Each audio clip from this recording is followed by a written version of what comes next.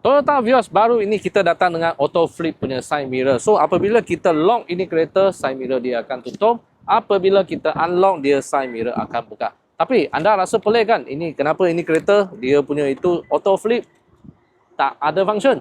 Adakah ini kereta baru tapi dia punya auto flip sudah rosak? Sebenarnya bukan rosak. Cuma dalam ada satu setting saja kita tak ada buka. Atau anda tersentuh itu setting. So, sekarang akan ajar korang macam mana mau enable itu auto flip punya itu function lah. Kalau anda belum follow Uncle Lim, jangan lupa kliklah sebelah sini untuk follow Uncle Lim lah. Masuk ke driver punya side, kita tengok sini ada side mirror punya itu setting di sebelah sini lah. Tengok ini tau. Okay, ada nampak? Ini dia sekarang dia berada pada position ini. So, ini adalah position kepada always on. Kalau ini adalah always close.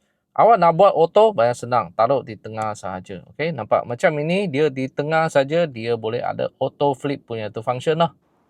Okay, so sekarang kita try to lock itu pintu. Kita tekan ini button Toyota di sebelah sini.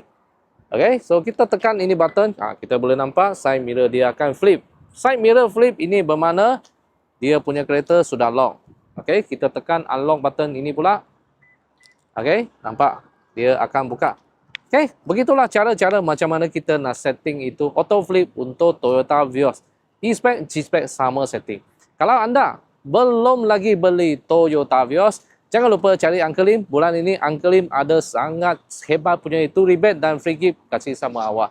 Kita jumpa pada next video lagi. Bye-bye.